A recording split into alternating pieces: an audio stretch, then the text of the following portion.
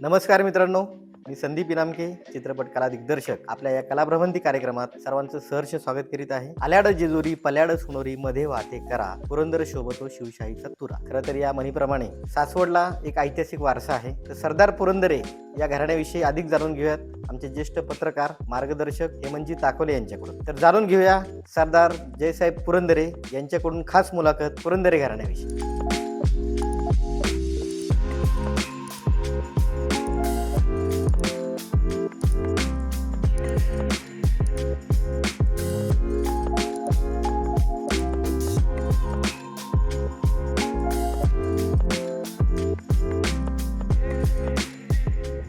जयसाहेब, सासवडचा इतिहास हां. आणि पुरंदरे कुटुंबीय याचं एक वेगळं असं अनोखं नातं आहे खरं तर.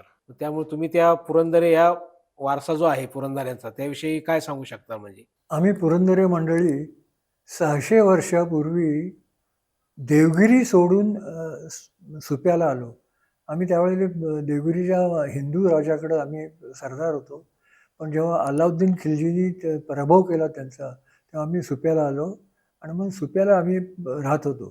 सुप्याला आमचा एक जुना वाडा पण होता आणि काही देवळंही बांधली होती. एक छानसं तिथं विहीर पण पाडली होती. बरीच वर्ष आम्ही तिथे राहिलो. पण तुमच्या पुरंदरेच्या परिवारामध्ये सरदार अंबाजीपंत पुरंदरे हे नाव इतिहासाच्या अगदी फार पूर्वीपासून घेतलं जातं. तर काय अंबाजीपंत पुरंदरेंच्या विषयी तुम्ही काय काय सांगू शकता? म्हणजे अंबाजीपंत पुरंदरेचे वडील त्र्यंबक आणि त्र्यंबक त्याचे वडील भास्कर. भास्कर पंत हे 1660 साली शिवाजी महाराजांच्याकडं विशाळगडचे ते किल्लेदार होते. म्हणजे आम्ही पहिल्यांदा शिवाजी महाराजांचे सरदार होतो. तर अंबाजीपंत पुरंदरे जेव्हा सुपं सोडून सासवडला आले, त्यावेळेला त्यांच्याकडं सासवडचं कुलकर्णी वतन आणि जोशी वतन अशी 2 वतनं होती. त्यामुळे ते शेतसारा वगैरे सगळ्या शेतकऱ्यांच्याकडे वसूल करायचे आणि शेतसाऱ्यातला 14 हिस्सा स्वतःकडे ठेवून 3/4 हिस्सा सरकारी खजिन्यात ते भरायचे. तर त्यामुळे ते चांगले श्रीमंत होते. म्हणून त्याच वेळेला त्यांनी सासवडला सध्या जो आता भव्य वाडा आमचा उभा आहे, तो वाडा त्यांनी 1700 साली बांधायला सुरुवात केली 2-3 वर्षातून. त्याच वेळेला त्यांनी तांगावटीचं शंकराचं मंदिर बांधलं.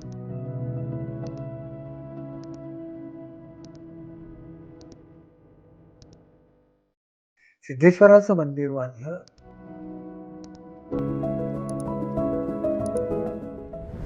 अशी बरीच मंदिरं त्यावेळेला त्यांनी बांधली. तो जो आबासाहेबांचा वाडा आहे पूर्वीचा, म्हणजे तो आता त्याचं नाव आहे, तर त्याचं काय वैशिष्ट्य काय आहे?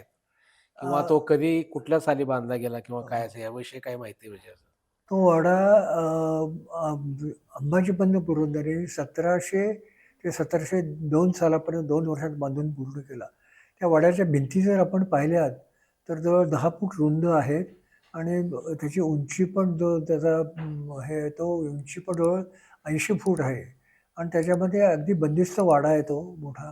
हा जो आबासाहेबांचा जो वाडा आहे त्याचीच नंतर प्रतिकृती म्हणून शनिवार वाडा बांधला असं बोललं जातं खरं तर. म्हणजे ते तर हा जो आमचा वाडा 1702 साली बांधून पूर्ण आला. बरं. आणि पहिल्या बाजीरावांनी पुण्याला जो त्यांचा वाडा बांधला तो 1730 साली बांधला.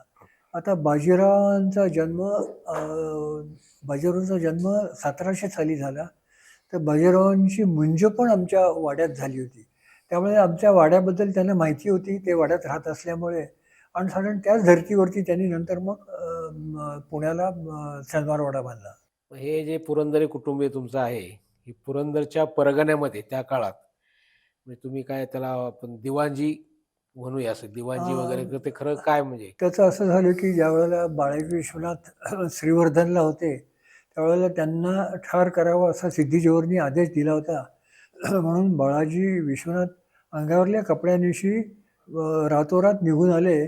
ते सासवडला पुरंदरेच्या पदरी आले आणि त्यामुळे त्या दोघांची खूप दोस्ती झाली आणि मग ते बाळाजी विश्वनाथचं लिखाण चांगलं होतं, अक्षर चांगलं होतं.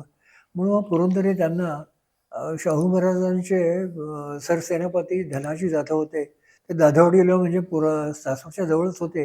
तर तिथं त्यांच्याकडे घेऊन गेले आणि तिथे त्यांना नोकरीला बाळाजी विश्वनाथांना त्यावेळेला लावून दिलं. ही घटना असेल साधारण 85-90 ह्या सालची ती घटना आहे. बरं, आणि त्या वाड्यामध्ये साधारण पुरंदरे कुटुंबीय किती वर्ष वास्तव्य कसं काय म्हणजे? आम्ही तर कोणी कोणी केलं? 1700 साली ह्यांनी बांधल्यानंतर आम्ही 1818 साली ज्यावेळेला ब्रिटिशांनी पेशवाई बुडवली, त्यावेळेला पेशवाई बुडवलीपर्यंत 1818 सालापर्यंत आम्ही वाड्यातच राहत होतो आणि त्यावेळेला आमची सगळी इस्टेट ब्रिटिशांनी जप्त केली होती वाड्यासकट. आता सासवडमध्ये जी मंदिरं आहेत, वटेश्वर आहे, संगमेश्वर आहे किंवा राम मंदिर आहे, हे खरं तर एक पुरंदरेंची मंदिरं म्हणूनच थोडीशी त्यांना ओळख आहे. तर मग ते तुम्हाला काय म्हणजे त्या काळात तुमच्याकडे कशी ती हस्तांतरित कशी झाली किंवा तुमची मालकी त्याच्याकडे कशी आली म्हणजे असं? हस्तांतरित येण्याचा प्रश्नच आहे, कारण की अंबाजीपंत पुरंदरेंनी सगळी मंदिरं, पहिली 2 मंदिरं रामबाग नाही, पण चांगावटेश्वर आणि संगमेश्वर आणि सिद्धेश्वर अशी, आणि गणपतीचं देऊळ आमच्या वाड्याच्या पण गणपती, ही चारही देवळं अंबाजीपंत पुरंदरेंनी स्वतः बांधली होती. बरं, आणि आता हे जे बाबासाहेब पुरंदरे आहेत किंवा अगदी आत्ताच्या ह्याच्यातले शिडी समजा असतील, काकासाहेब पुरंदरे असतील किंवा नानासाहेब पुरंदरे असतील, एक खरं तर काय हे नातेसंबंध कसे आहेत तुमचे म्हणजे कसं काय? आता नानासाहेब आणि काकासाहेब हे आमची चुलत घराणे. बरं. बाबासाहेबांचं आमचं डायरेक्ट थोडंसं लांबचं नातं होतं.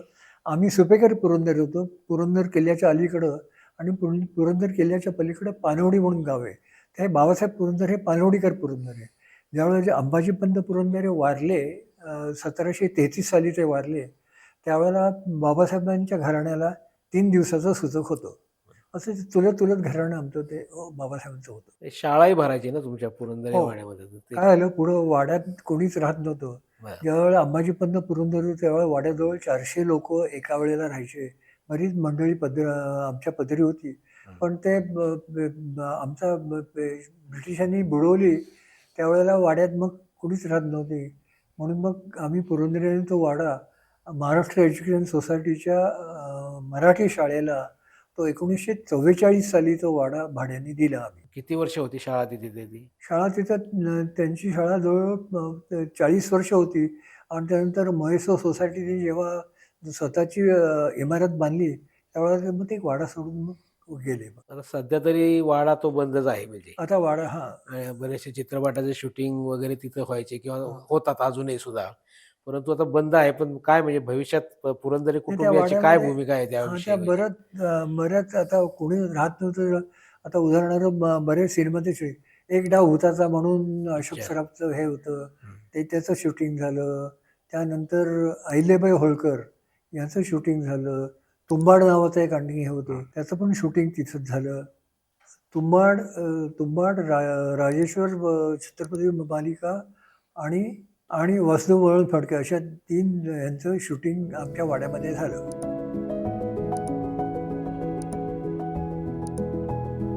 बाबासाहेब पुरंदरे खरं तर पुण्यावरून खास म्हणजे लिखाणासाठी म्हणा किंवा थोडेसे निवांत काय म्हणतो आपण वेळ मिळण्यासाठी म्हणून तिकडे यायचे. म्हणजे भले ते नवसाहेत असेल किंवा पुरंदरे हो, वाड्यात हो, असेल. हो.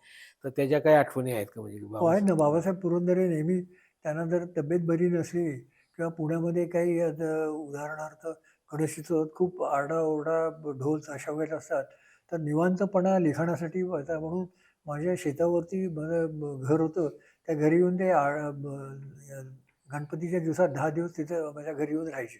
राम मंदिराबद्दल थोडंसं सांगा की राम हां. मंदिराची तुमची मालकी राम आणि तो मंदिर जो रामनवमी जे होते हां. उत्सव, त्याला किती वर्षाची परंपरा आहे किंवा? काय झालं, की ज्यावेळेला ब्रिटिशांनी पेशवाई बुडवली, त्यावेळेला दुसरा बाजीराव पेशवा होता. त्यांनी उत्तर प्रदेशामध्ये कानपूरच्या जवळ ब्रह्मावर्त म्हणून गाव होतं. त्या ब्रह्मावर्त गावामध्ये येऊन ठेवलं होतं. तेव्हा त्यांच्यावर पुरंदरे पण पेशव्यांच्या बरोबर ब्रह्मावर्तला राहत होते. ते 1818 ते 1826 पर्यंत तिथेच होते. पण जेव्हा पुरंदरेंचा काळी आपला अंतकाळ जवळ आलेला आहे, तर त्यांना तिथं मृत्यू आपल्या सासवड गावीच यावा असं वाटलं. पण ते ब्रह्मावर्त सोडून सासवडला आले. पण त्यावेळेला ब्रिटिशांनी आमचा वाडाचा जप्त केलेला होता. तेव्हा पुरंदरेंनी हे राम मंदिर त्यावेळेला बांधलं, राम मंदिर, आणि 1826 सालापासून आमचा रामनवमीचा उत्सव राम मंदिरात चालू आहे.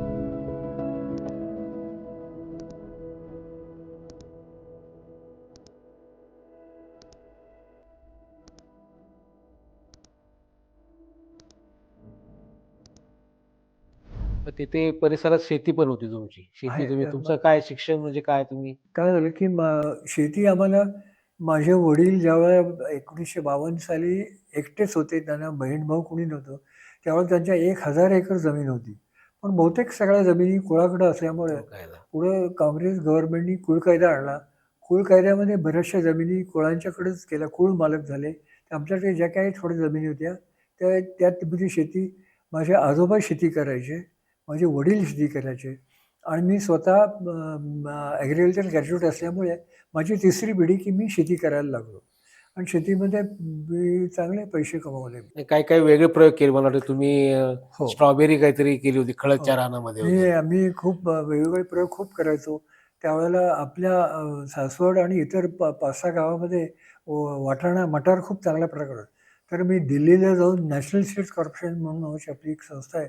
त्या संस्थेकडं तिथे जाऊन बी आणून वाटाण्याचे चांगले प्रयोग केले.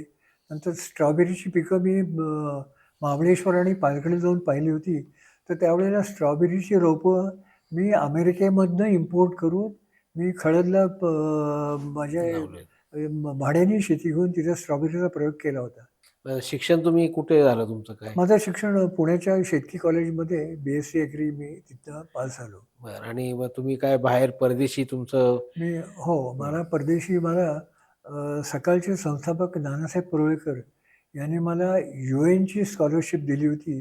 त्या स्कॉलरशिपनी मी इस्रायलमध्ये गेलो होतो आणि इस्रायलमध्ये 4 महिन्याचा मी शेतीच्या MSCचा अभ्यास केला आणि MSc तिथं करून मग मी सासवडला परत आलो. आता सगळ्या खरं तर सासवड परिसरामध्ये तुम्ही जयसाहेब पुरंदरे म्हणूनच थोडंसं हे होतं. परंतु तुमचं खरं तर खरं नाव मला वाटतंय माझं खरं नाव यशवंत यशवंत उर्फ राघवेंद्र जय पुरंदरे. राघवेंद्र पुरंदरे असं आहे. तर मग हे जयचं काय म्हणजे काय त्याच्या मागची नाही काय असं घरामध्ये यशवंत नावाने हाक मारायचे.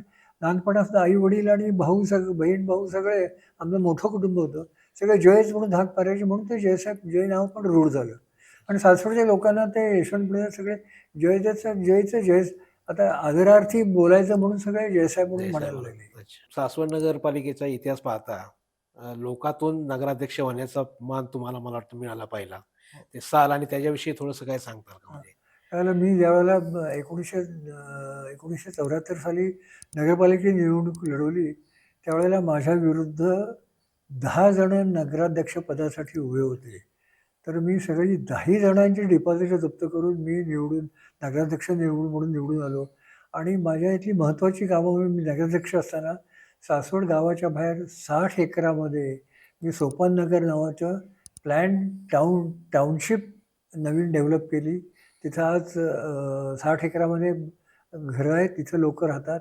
तसंच सासवड क वर्ग नगरपालिका ही महाराष्ट्रातली पहिली नगरपालिका आहे ज्यांनी अंडरग्राऊंड ड्रेनेज सिस्टीम केली. ती ड्रेनेज सिस्टीम मी पूर्ण केली. नंतर सासवडला पूर्वी सासवडची पाणी पुरवठा 1953 साली सुरू झाली. त्यावेळेला फक्त सिद्धेश्वरला एक छोटं धरण होतं, तिथनं पाणी यायचं. पण ते पुढं कमी पडायला लागलं. तेव्हा मग गराडे जे धरण आहे, गराडे धरणावरती जो डॅम, तो मोठा डॅम आहे. त्या डॅमचं पाणी ती स्कीम मी केली आणि डायरेक्टली गराड्याहून बाय ग्रॅव्हिटी गराड येऊन आपल्या सासवडला पाणी यायला लागलं. गराड्याची स्कीम साधारण कुठल्या साली म्हणजे काय कोणत्या वर्षी झाली ती?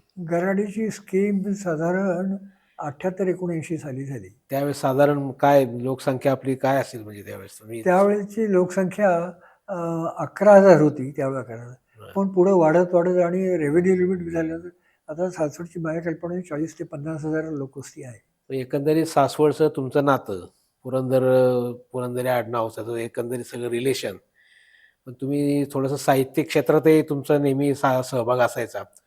सासवडला जे आचार्यात्रे विकास प्रतिष्ठान आहे त्याचे तुम्ही बरेच वर्ष पदाधिकारी होता. तर त्याविषयी थोडंसं तुम्ही सांगितलं तर बरं होईल मला. काय झालं ज्यावेळेला ते आचार्यात्रे विकास प्रतिष्ठान हे जेव्हा स्थापन करण्यात आलं, त्यावेळेला माझ्याकडून किती साधारण 1963 साल वगैरे असेल. त्यावेळेला माननीय शरदरावजी पवार हे त्याचे अध्यक्ष होते. मी उपाध्यक्ष होतो आणि विजयराव कोलते त्याचे सेक्रेटरी होते. मग शरदरावांनी 20 वर्ष त्याचं काम केलं. त्यानंतर आम्ही जेजूरला कॉलेज काढलं अष्टापूर पिंपळे इकडे हायस्कूल्स काढली. अशा हायस्कूलचे सगळी कामं आता त्यानंतर 20 वर्षांचे शरदराव जेव्हा रिटायर झाले, म्हणजे त्यांनी राजीनामा दिला. त्यानंतर विजयराव अध्यक्ष झाले आणि मी अजूनही आजपर्यंत उपाध्यक्ष म्हणून त्या संस्थेचं काम बघतो. आता चांगावटेश्वरला महाशिवरात्रीचा एक दरवर्षी उत्सव होतो आणि इतर दिवशी तो चांगावटेश्वरचं थोडंसं जे व्यवस्थापन आहे, ती खरं तर तिथली स्थानिक मंडळी म्हणजे आता संदीप इनामके किंवा त्याचा जो परिवार आहे किंवा वटेश्वर सुधार समिती आहे ती पाहतात. तर ते काय तुमचं कसं काय यावेळेला अंबाजीपंत पुरंदऱ्यांनी ते चांगावटेश्वरचं मंदिर अंबाजीपंत पुरंदऱ्यांनी त्याच सुमाराला 1708-10 साली वगैरे ज्यावेळेला बांधलं. त्यावेळेपासून आमचा महाशिवरात्रीला मोठा उत्सव असतो.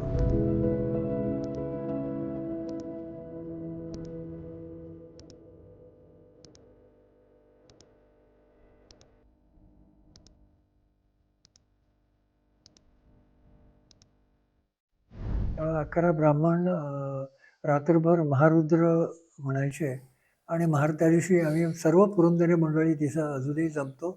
त्या दिवशी आम्हाला उपास असतो आणि दुसऱ्या दिवशी उपास सोडतो ते पारणं म्हणून असतं. पारणं अशा वेळेला ज्यावेळेला सगळे 11 ब्राह्मण आमच्या रामबागेत जेवायला असायचे. त्यांना दक्षिणा द्यायचो.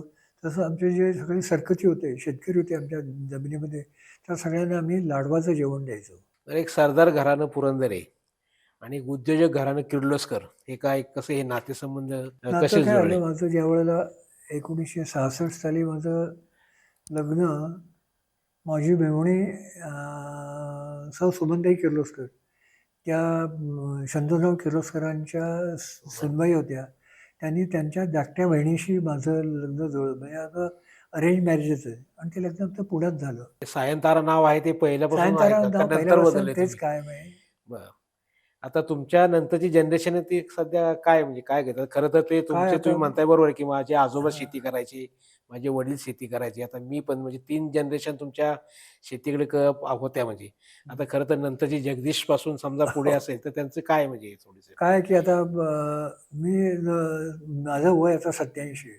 आता तेवढं आता वय काही साथ देत नाही. तेवढं थकवा पण येतो. त्यामुळे आमची पुढची जनरेशन किंवा माझी दोन्ही मुलं आहेत, ते दोघे चांगल्या नोकरी करतात. त्यामुळे शेतीमध्ये त्यांना इंटरेस्ट नाही आहे. त्यामुळे आता काय शेतीमध्ये फारसं हे नाही. पण वाड्यामध्ये ते आता आणि मी वाड्यातसुद्धा आता आमची नेक्स्ट जनरेशन पुरंदर आहेत. मोठी फॅमिली आमची. आम्ही 7 भाऊ होतो. 7 भावांना मुलं पण आहेत.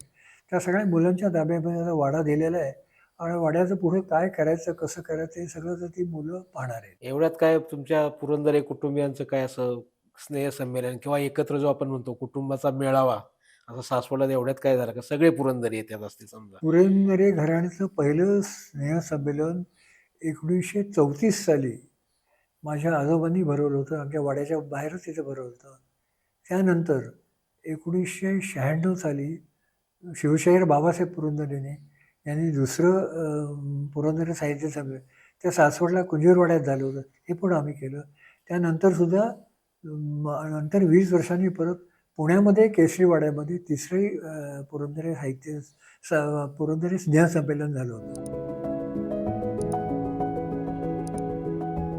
आता पुरंदरे कुटुंबीय, पुरंदरे वाडा, ब्राह्मणाळी आणि कराबाई मंदिर हे खरं तर एक अनोखं नातं आहे. तर कराबाई मंदिराबद्दल काय तुम्हाला सांगता येईल? कराबाईच्या मंदिरामध्ये पहिल्यापासून पण आम्ही आमचा संबंध होता. बरेच दरवर्षी ट्रस्टीज बदलतात. धारवाडकरांनी डॉक्टर धारवाडकरांनी चांगलं काम केलं. अशोक धारवाडकरांनी काम केलं. त्यानंतर राजाभाऊ पुरंदरे होते. त्यानंतर अप्पासाहेब पुरंदरे होते. मी पण काही वेळा अध्यक्ष होतो. ज्यावेळेला आमचं कराबाई गणेशोत्सव मंडळाला 100 वर्ष पूर्ण आली, त्यावेळेला सगळे लोकं माझ्याकडे आले. म्हणले आपण भव्य दिव्य चांगलं आपलं संमेलन करायचं. त्यामुळे मला अध्यक्ष म्हणून केलं आणि मग त्यावेळेला आमचं बजेट साधारण ₹1,00,000 आता त्याला झाली 95-96 साली झालं. भीमसेन जोशी वगैरे आणले होते हां, त्यावेळेस तुम्ही. हां. ते त्यावेळेला आमचं असं ठरलं की ₹1,00,000 आमचं बजेट होतं. पण मी प्रयत्न करून आम्ही ₹2,00,000 जमवले आणि त्यावेळेला अतिशय उत्तम आणि चांगले कार्यक्रम केले. चांगले-चांगले साहित्यिक आणले आणि आनंद यादव होते, अरुणाबाई ढेरे होत्या, आणखी बरीच मंडळी आली होती आणि पंडित भीमसेन जोशींचे आम्ही गायन त्यावेळेला केलं. त्यावेळेला असा आमचा फार मोठा कार्यक्रम झाला त्यावेळेला. तुझं शेतीचं व्यवस्थापन हे खरं तर इनामके परिवार बरेच वर्ष पाहतोय हां, खरं तर. म्हणजे आता ते अजूनही आजतागायत मला वाटतं पाहतात खरं तर. हां, त्यांच्याविषयी थोडं काय सांगताल हां. म्हणजे? काय की ज्यावेळेला आमची बरीच मोठी शेती सासवड गावामध्ये होती. आमच्याकडे इनामके आमचे पुष्कळ सरकेचे होते. म्हणजे आमच्या जमिनी ते करत होते. त्याच्यामुळे इनामके होते. त्यामुळे तुकारामच्या वडिलांचाही माझा संदीप इनामकेंच्या आजोबांचाही माझा परिचय होता. त्यानंतर संदीपचे वडील तुकाराम हे पण माझ्यावर काम करत होते. आता माझी सासवडची जी काही थोडीफार शेती आहे रामबाग, ते तुकाराम इनामके संदीपचे वडील पाहतात. ते गांधी म्हणून पण संबोधलं जातं त्या गांधी कुटुंबाला. ते तर तुकारामचे वडील. अच्छा, मग ते गांधी काय माहिती इनामके गांधी हे खरं काय ते कॉम्बिनेशन काय आहे? होतं तुकारामच्या वडिलांचा गांधींशी महात्मा गांधींशी परिचय होता. वाह! बरं. एवढंच नाही तर महात्मा गांधींनी त्यांना एक पत्र लिहिलेलं होतं. ते पत्र पण त्यांच्याकडे आहे. तर असं म्हणून त्यांना ते गांधींच्यावर असल्यामुळे त्यांना गांधी लोकं संबोधायचे. तर कळालं की ज्यावेळेला मग शेती मी माझं वय झाल्यामुळे मी मुलंही म्हणायला लागली, "बाबा आता तुम्ही थकलात आता काही जाऊ नका. आता पुण्यालाच राहा." म्हणून मी तुकाराम यांनी शेती करायला दिली आणि शेतीबरोबर राम मंदिराची पण व्यवस्था त्यांच्याकडे येली.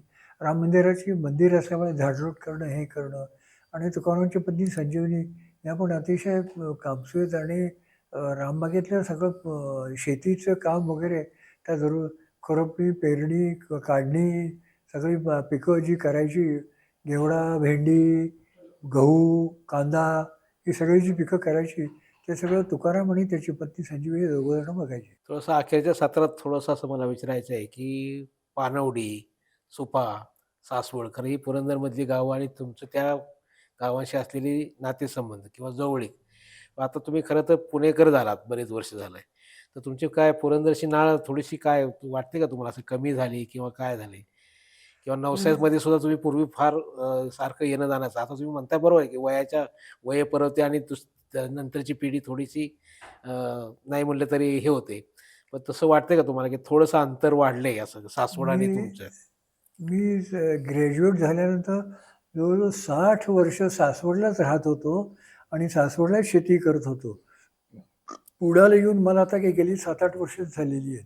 7-8 वर्षामध्ये मी असलो तरी अजूनही शेती थोडीफार असल्यामुळे रामबागेत तर नेहमीच जातो आणि नेहमी तिथल्या शेतीची पाहणी वगैरे करतो. सासवडशी माझं नातं अगदी जवळचं आहे.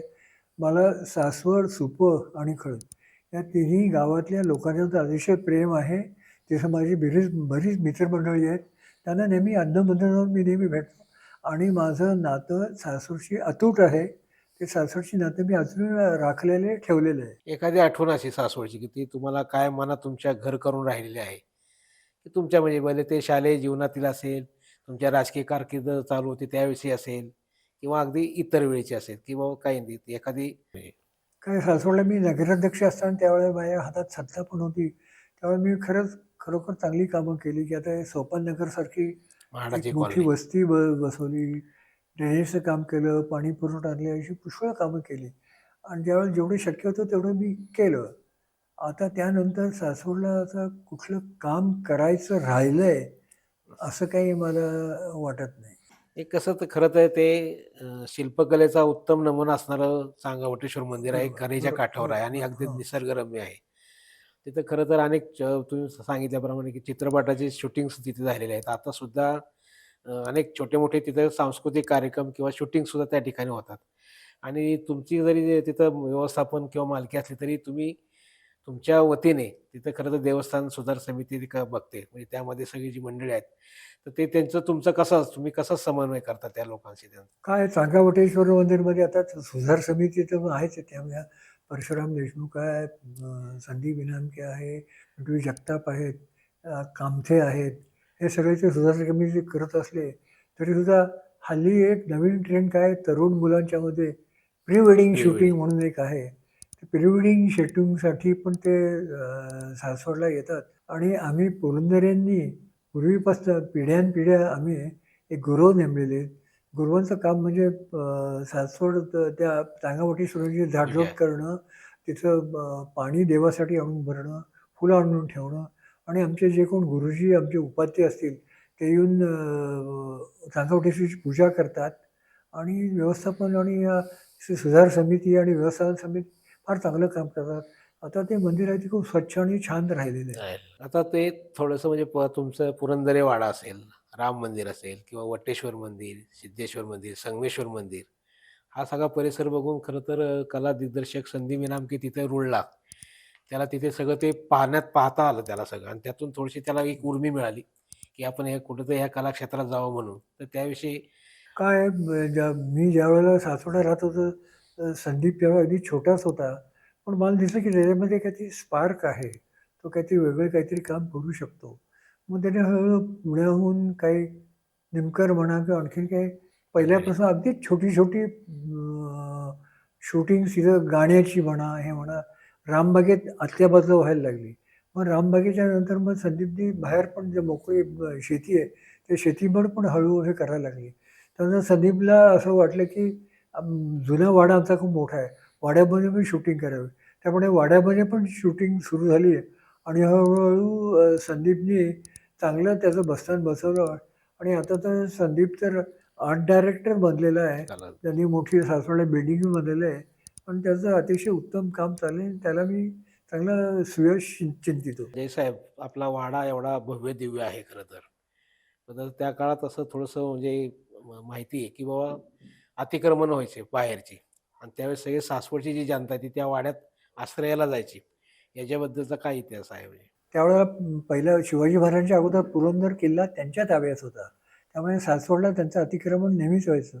त्यावेळेला मग वाड्यामध्ये लपायला सगळे सासवडमधले लोकं जमायचे आणि त्यामुळे ते त्यांचा हल्ला नेहमी परतून पुरंदऱ्यांनी लावला. असं किती वेळा झालं मग? काय म्हणजे हल्ले असे किती वेळा झाले? नाही असं किती वेळा खरं शिवाजी महाराजांच्या काळात पण एक लढाई झाली. वीरबाजी. हां. त्यावेळेस वीरबाजी. शिवाजी महाराजांच्या वेळेस शिवाजी महाराज एक सेनापती होते वीर बाजी पासलकर म्हणून. त्या पासलकरांची विजापूरकरांच्या बरोबर सासवडला लढाई झाली आणि त्या सासवडच्या लढाईत ते मारले गेले त्यावेळेला आणि ती पासलकरांची समाधी आज सासवडमध्ये. तेव्हा शिवाजी महाराजांच्या वेळेला पण विजापूरकरांचे हल्ले सासवड झाले होते. आता जो वाडा आहे, आबासाहेबांचा वाडा म्हणून आपण म्हणतो.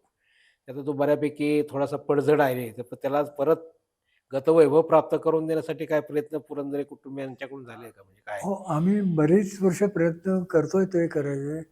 एकदा ह्यांना पण आणून दाखवलं. विठ्ठल कामत म्हणून त्यांनी जाधववाडीचं हे केलेलं आहे.